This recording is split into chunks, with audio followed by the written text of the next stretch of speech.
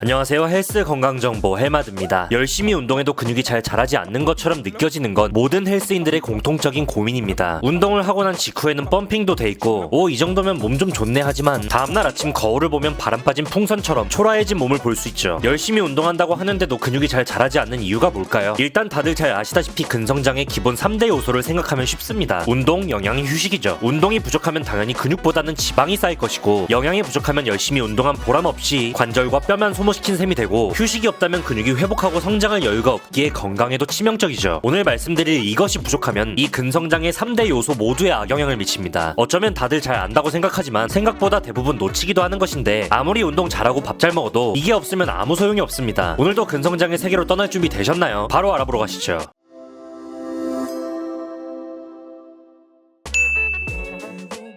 오늘 말씀드릴 주제, 체온을 조절해주고 영양소를 온몸의 장기와 근육에 전달하고 세포 하나하나에 산소를 공급하는 이것, 바로 수분입니다. 우리 몸의 70%는 수분으로 이루어져 있습니다. 그리고 심지어 혈액은 90% 이상이 물로 이루어져 있죠. 체내에 수분이 부족하면 혈액은 걸쭉해지고 온 몸으로의 순환이 제대로 이루어지지 않습니다. 수분 섭취가 부족하면 아무래도 회복 물질을 전달하는 혈액이 제대로 기능을 하지 못하게 되죠. 사이언스 타임즈에 따르면 근감소증을 보이는 성인 남성 500명의 수분 섭취량을 분석한 결과 권장 섭취량인 5.1컵에 못 미치는 4.4컵으로 밝혀졌습니다. 마찬가지로 여성의 경우에도 200명을 대상으로 조사한 결과 하루 물 섭취량이 3.8컵으로 근감소증이 없는 여성들의 평균인 4컵에 미치지 못했습니다. 특히 30대가 되고 40대가 될수록 이러한 현상은 두드러지는데요. 노화에 따른 갈증 조절 중추의 기능이 감소하기 때문에 물을 찾지 않게 되고 자연스럽게 탈수가 되고 피부가 쪼그라들며 근육이 감소하는 현상이 많이 일어나는 겁니다. 이 수분은 지방 감량에도 굉장히 중요한 역할을 합니다. 체내에 수분이 부족해질 경우 체중 감량에 브레이크가 걸릴 수 있습니다. 섭취된 음식물은 글리코겐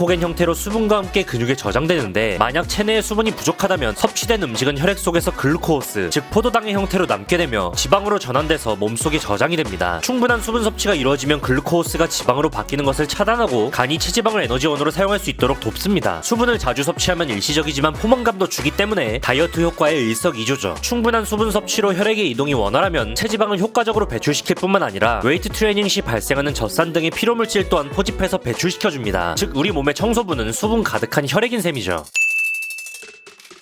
일단 제발 헬스장 안에서는 물통, 밖에서는 텀블러를 들고 다니는 걸 생활화하는 게 좋습니다. 솔직히 헬스장에 있는 정수기 종이컵으로 물을 마신다고 했을 때 얼마나 마실 수 있을까요? 그렇게 종이컵으로 10번 마셔도 생각보다 섭취량이 적습니다. 넉넉한 물통과 함께 섭취하는 수분은 운동 중 그리고 운동 후 컨디션을 끌어올리게 됩니다. 평소에도 텀블러에 미지근한 물을 담아 마시면 목표 수분량을 채우고 몸이 갈증 상태가 되지 않도록 예방하는 데 큰 도움을 주겠죠. 그리고 수분 섭취는 되도록이면 순수한 물로 하는 게 좋습니다. 순수한 물이라 하면 해양심층수, 광천수, 이온수 등 다양한 종류가 있고요. 자연에서 얻어진 물은 나트륨, 칼륨, 칼슘, 마그네슘과 같은 다양한 미네랄이 함유되어 있다는 장점이 있습니다. 우선 성별이나 체중, 나이에 따라 다르겠지만 평균적으로는 하루 8잔, 즉 2리터 내외의 수분을 섭취하면 우리 몸과 근육 컨디션에 눈에 띄는 변화를 볼 수 있습니다. 2리터가 너무 많다고요? 다행인 점은 수분 섭취 시 일반적으로 70에서 80%는 말 그대로 물을 통해서 얻지만 나머지 20에서 30% 정도는 채소나 야채, 과일을 통해 얻을 수 있다는 겁니다. 물론 이 2리터는 2020년 한국영양학회 연구에서 밝힌 양에 비해 상당히 많은 수치이긴 한데, 이 학회에서는 남성의 경우 하루 평균 900ml, 여성의 경우 600에서 800ml 정도의 물을 마시면 충분하다고 발표했습니다. 채소나 야채 등 식품에서 섭취하는 수분을 제외한 수치로 보이죠. 그러나 일반적으로 운동을 하는 헬마드 구독자분들의 입장에선 땀이 시간당 0.75ml에서 1리터 정도 소비되기 때문에 하루에 2리터 정도의 순수한 물을 섭취해주는 것이 어느 정도 평균치에 수렴한다고 볼 수 있는 거죠. 하지만 물을 마시는 게 건강에 좋댔어 라고 하면서 너무 필요 이상으로 많이 자주 마시는 것은 좋지 않습니다. 오히려 몸이 필요한 수분보다 많이 마시면 몸의 체액이 희석되어 나트륨이 몸에서 부족한 현상이 나타나게 되는데요. 체내에 나트륨이 부족하면 속이 불편하고 두통이나 어지러움을 자주 느끼거나 만성 피로까지 올 수 있습니다. 만약 여러분이 항상 피곤하다면 수분 섭취 부족을 의심해봐도 됩니다. 처음부터 수분을 2리터씩 채우려고 하기보다는 조금씩 천천히 섭취량을 늘려가는 것을 권장드립니다.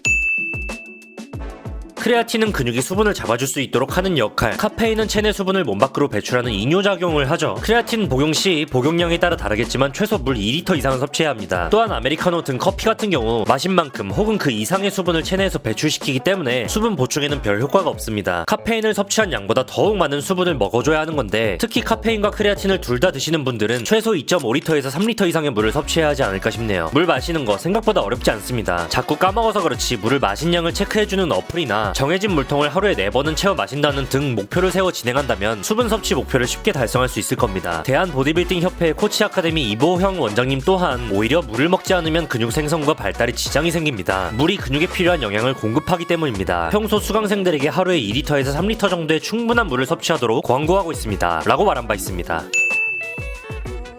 인간의 혈액에는 나트륨, 칼륨, 염소 등 전해질이 녹아 있습니다. 전해질은 우리 몸에 꼭 필요한 요소인데 체액의 양과 농도를 일정하게 유지하는 역할을 합니다. 운동을 하거나 더워서 땀을 많이 흘리면 수분과 함께 그만큼 전해질도 빠져나가게 되죠. 이온 음료에는 이러한 전해질 성분이 포함되어 있기 때문에 신체 밸런스 유지에 당연히 도움은 됩니다. 다만 평상시에도 물 대신 이온 음료를 마실 필요는 없다는 것이 제 생각입니다. 이온 음료는 보통 이상으로 땀을 과도하게 흘려서 일시적으로 탈수가 심하거나 염분이 부족한 사람에게는 필요하지만 유산소보다는 무산소 트레이닝을 중심으로 하는 헬스인들이 무염식을 하지 않는 일반인들이 수분이나 무기질을 보충하기 위해 마실 필요는 없다고 봅니다. 평소에는 맹물이 좀 그렇다면 BCAA를 타 마시는 것으로도 충분하죠. 이온 음료는 수분과 전해질 보충은 되지만 나트륨과 당분도 다량 함유되어 있기에 열량 섭취가 높아질 수 있습니다. 특히 게토레이, 파워에이드 등은 포칼이나 토레타에 비해 당분의 함량이 매우 높은 편이죠. 따라서 가급적이면 영양 성분표를 보고 당분의 함량이 적은 것을 선택하는 것이 좋습니다. 어쨌든 야외의 무더위 땡볕 아래에서 격한 활동을 할 경우가 아니라면 가급적 이온 음료보다 물을 마시는 것이 바람직한 겁니다.